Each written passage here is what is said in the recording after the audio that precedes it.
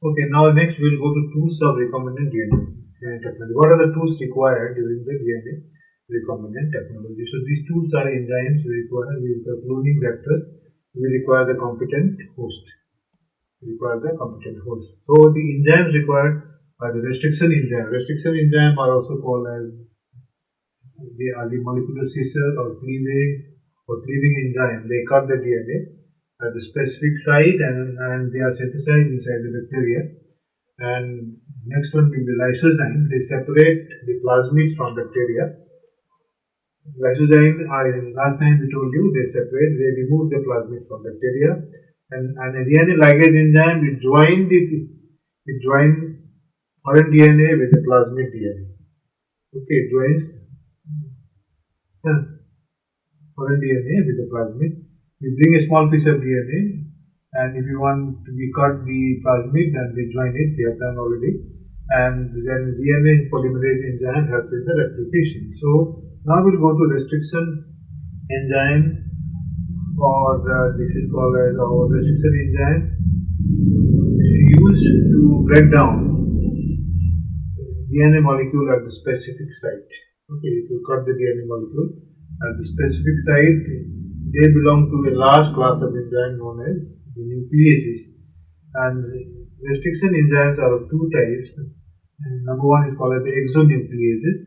Exonucleases, they cut the nucleotides or DNA at the terminal end, at the periphery. And endonucleases, they make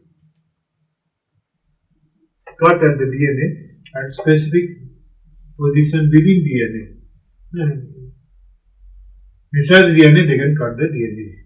So there are altogether 900 restriction enzymes discovered so far, and they have been isolated from 230 strains of bacteria. So now, restriction enzyme, how they are known, how they are named here. For example, we have EcoRI. So here the first part of the enzyme is the genus, and second part is the species of the prokaryotic. For example, Escherichia coli, name of the genus, and RY13, name of the species. Okay. So the type of restriction endonuclease enzyme will go now. So hint 2. This is the first type of the restriction endonuclease enzyme discovered, and it always cut the DNA at a particular point by recognizing a specific sequence of 6 base pairs. That's G, T, C, G, A, C. These 6 base pairs. So it produces a blunt end. 6 base pairs are there. So it will cut at the specific point or a particular point. So here it will cut here in the center between C and G, or between G and C, and the product obtained will be our GTC CAG. These are the base pairs: guanine, thymine, cytosine, adenine, guanine. Like that here also, GAC, CTG. This is blunt end. It will cut at the blunt end. Okay, and then source of the enzyme hint 2 is our Haemophilus influenza. Now, EcoRI. This is obtained from the E. coli, Escherichia coli. It recognizes the base sequence GAATTC in DNA duplex, and it cut its strand between G and A. Okay, between G and A. Suppose we have a sequence GAATTC and here also GAATTC. So EcoRI will cut the DNA duplex at between G and A and G here. So we get a structure like this. So here the other DNA, other sticky and DNA will be joined here, and we get a recombinant DNA here. Okay. Now we'll go to, after the restriction endonuclease enzyme, different types of restriction endonuclease enzyme, we will go one very special thing here, that is called as the palindromic nucleotide sequence. What is that palindromic nucleotide sequence? First of all, we go to what is the palindromic sequence.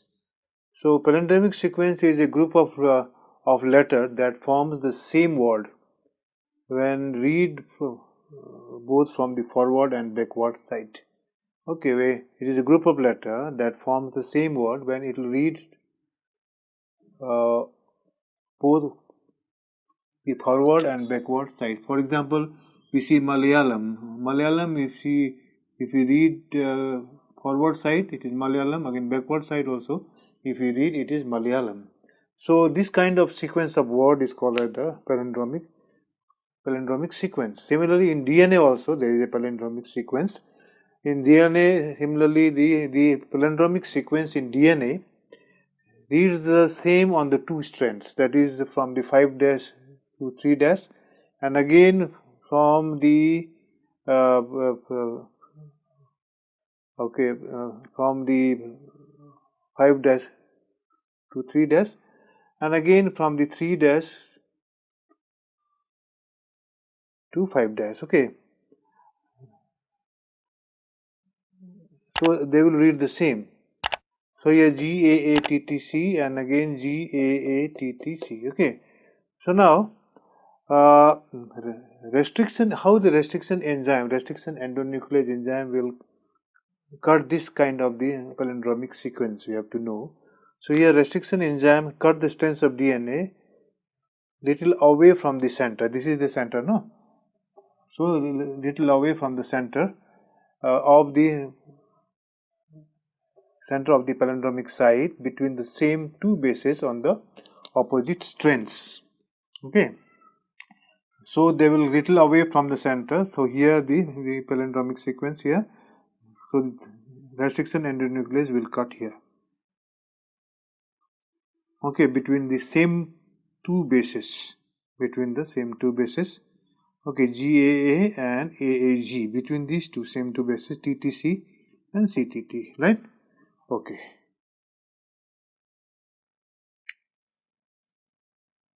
Okay, now here, after the different types of restriction endonuclease enzyme, we have to go to cloning vector. But before going to cloning vector, we have to separate the desired DNA. And how to separate desired DNA? We have to separate desired DNA, we have to isolate them, and then we will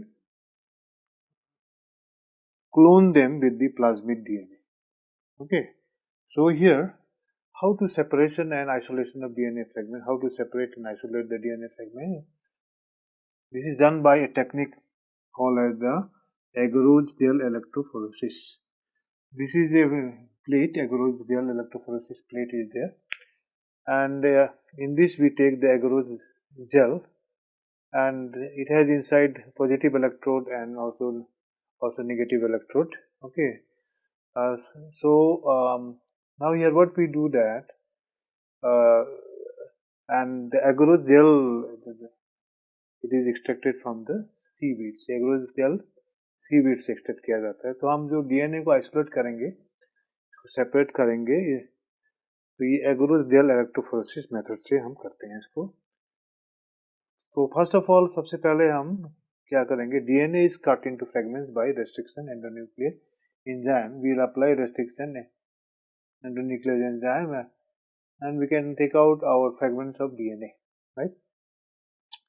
Take the desired fragments of DNA, and then after that DNA fragments are separated by gel electrophoresis according to their size, to the sieving effect provided by agarose gel. Agarose gel provides sieving effect, so according to sieving effect, according to the size, to the sieving effect, the DNA fragments are separated. Then we say that DNA fragments are negatively charged molecules. So the smallest fragments, they move towards the anode. Okay, smallest fragments move towards the anode, and smallest fragments move towards the anode very fast. We can say very fast because the smaller one move faster, then the larger one will move. Okay, then separated DNA fragments are stained. They are now After they move out, we separate them, and after separation, they are stained by ethidium bromide. DNA fragments are stained by ethidium bromide, and then after staining, DNA fragments are exposed to the UV rays so that we can clearly see the DNA fragments, and this step is called as the elution. Okay, तो बिल्कुल simple है. हम एग्रोज gel electrophoresis लेंगे, plate लेंगे, और हम DNA को restriction endonuclease की एंजाइम से काट देंगे, और ये काट करके इसको जो है हम जेल इलेक्ट्रोफोरेसिस से सेपरेट कर देंगे through the sieving effect of, जो छानने वाला इफेक्ट है एग्रोज जेल का, उस इफेक्ट से हम सेपरेट कर देंगे, और सेपरेटेड डीएनए फ्रेगमेंट्स को हम स्टेन करेंगे इथिडियम ब्रोमाइड से, और स्टेन होने के बाद में इसको हम एक्सपोज कर देंगे यूवी रेज से. तो यूवी रेज में एक्सपोज करने से हम डीएनए फ्रेगमेंट्स को देख पाएंगे, एंड इस स्टेप का नाम है इल्यूशन. इतना ही आपको पढ़ना है इसमें, separation and isolation of DNA fragments. Very simple, very simple. We cut the DNA fragments by restriction endonuclease, and the DNA fragment, they are separated by gel electrophoresis according to their size, to the sieving effect provided by the agarose gel. Okay, then they move, smaller DNA fragments move faster, and they move towards, because they are negatively charged, so move towards the anode. Then after that, separate DNA fragments, they are separated by ethidium bromide, then they are exposed to the UV rays. This process is called elution, so that we can see them. Very, very simple thing now. Okay, all right. Then we have, today we have completed our part B here, and the next video I am bringing the part C. So once again, please subscribe and share, and also like this video so that you can get another video. So this chapter we can finish in 3-4 sections, because it is a very long chapter. So slowly I am doing, don't worry, and you have to be patient to hear. Okay, so until then we will come to the next video, that is the part C. Thank you very much for listening.